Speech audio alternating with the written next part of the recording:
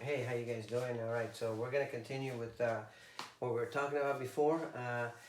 I do have the forward and reverse drawn up here. Right now, we're not really concerned about that part right there. We are mostly concerned about the control part of it right now. Today, I'm gonna be showing you got the devices that are here. The majority of them, I do. Of course, I don't have the motor, and I don't have the forward and reverse. In order to get the forward and reverse, all you need is another contactor. Right now, I'm not really concerned about that. Just an example of what's going on up here. Here you have your line 1, line 2, line 3, line 1, line 2, line 3. So you have them coming in 1, line 2, 3. So that's how you would have them, line 1, line 2, line 3. And again, it goes through your overload. This guy right here is your the overload right here. So this what this represents, and that goes to your motor. So that's what that guy is right there for right now at this point in time. That's all really that we're concerned about right now. But we're going to be talking about this right here. So this seems like a lot of information going on right here, but in reality, all it is three things right here. You have your transformer, your buttons, and your motor starter right here. So this is what this is right here. So we'll talk about first a transformer. Again, this is the symbol for a transformer right there. Again, your transformer, your high side comes in, line 1, line 2. And then your low side, your X's 1 and 2 go out. Now again, this happens to be a multi-tap transformer, so it does give you different voltages. You guys probably can't see it right there, but you're able to come up with different voltages. So again, you come into your power, whatever power you're coming in, and then you're gonna go out right here. So this one happens to be transforming it. We need it to transform it to 120. So you can have one side, your one screw is gonna go into your stop. Your other screw is going to go all the way over to your overload, and we'll talk about that in a little bit. So this right here is the transformer. That's what that symbol is. The rest of this stuff right there, it's on here. There's most of it on here. So these two happen to be here. You have your stop and you have your start. Again, most of the time we do use a red for stop, and we use our green for our start button right here. So again, but in reality, you can use any one of these for both stops and for both starts. Let's say for some reason you needed another start or another stop. Let's say another stop, and you don't have it, but this one does give you the option. If you notice, it does give you the option right here. Here you do have your normally open and normally close terminal points right here. So we'll be checking them out. So here the red one should give us continuity. Should be able to ring it. See how it rings, and the green one should not ring. Right. Same here with this guy.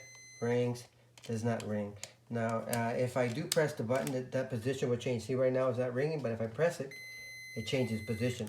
Now, the normally close right here, it rings, but if I press it, nothing happens right there. So the same thing will happen with both of these right here. This one, again, if I press it, rings, I let go, it stops. This one keeps ringing until I press it, it stops ringing right here. So again, so we are able to do, depending on what you want to make it do, if you want to make them both stops, all you have to do is put them both on your normally closed. If you want to make them both starts, all you got to do is put them on your normally open. So again, you can do that if you need to. For some reason you need to do something like that. Again, it's better, we try to only use the red because it is easier to understand that that's for stops, and green for starts. But again, the scenarios sometimes do call for us to be able to use something like that. But anyways, so that's what that is. So you, again, from your transformer, from here, right, from your transformer, you're going to come out, and it's going to hit your stop button. So here, according to what we read before, it's going to come out from the left hand side. So you're going to come in here, depending on which way you're facing. If you're facing this way, this is going to be your left hand side. So it's going to come here, it's going to hit here, and it's going to go out. Now this guy right here is wire number 3. So this is wire number 1, wire number 3. Wire number 3, if you notice, it actually jumps over to your start button. So you would get wire number 3, come back here and go to the left hand side in order to keep order. It can be jumped on the other side, but just to keep order, we would jump it over here. So that would be that connection. Number 3 would be making that connection. So that, again, is a way to understand how some of this goes. So again, this one there is this screw.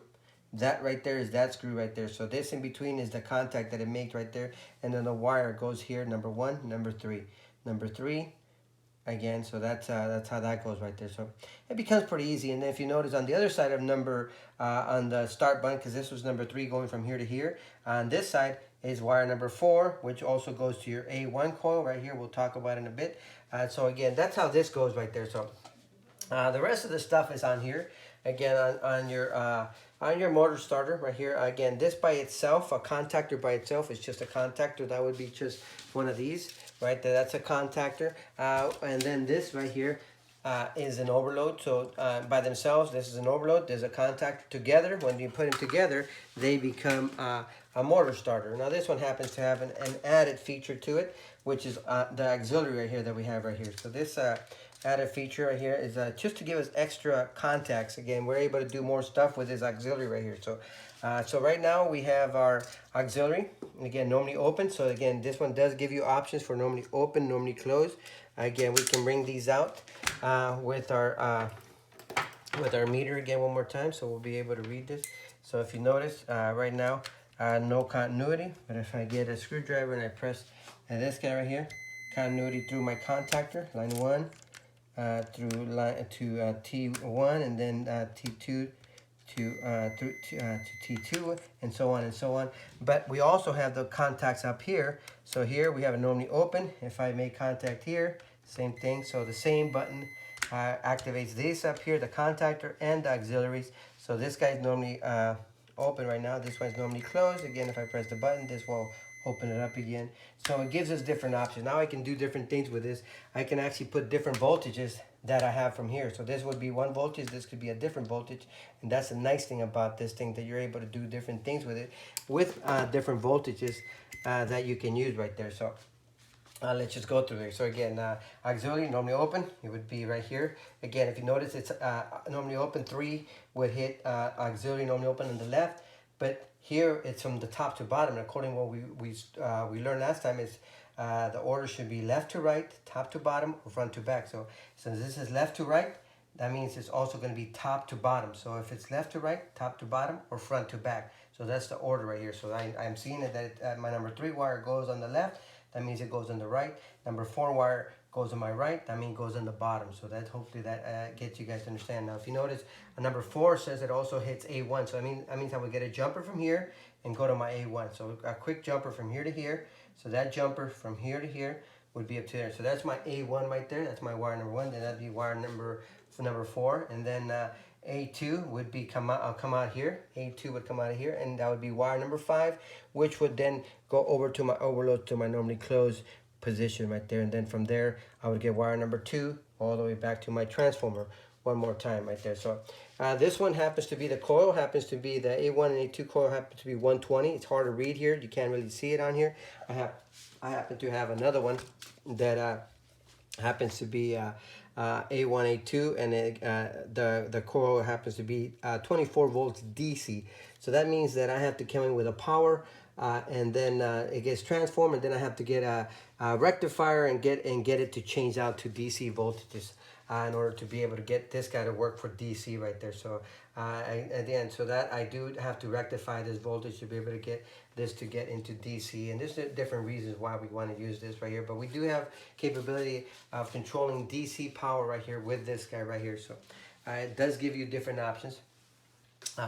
So again, a quick rundown on a lot of this stuff. It's very simple. I'm going to start doing the connections so you guys can actually see how they actually go. I'm working my way really slowly on some of this. For some of you guys, you guys already gone through this, so it's very easy for you guys to understand. And for some of you guys, they're like, you know, oh, we already did this in the PLC. I understand. I do need to get everybody caught up, so I'm trying to get that them caught up with them. So please bear with us a little bit until we get everybody caught up, and hopefully everybody's following along, because it is going to make things a lot easier for us to be able to finish and to be able to do the labs when we get into the labs again, when all this stuff is finished, you know, when all this corona stuff is finished. So hopefully we can get this fixed up, and then we can go back into the labs and actually start working on some of this. I know all you guys are anxious, myself too included.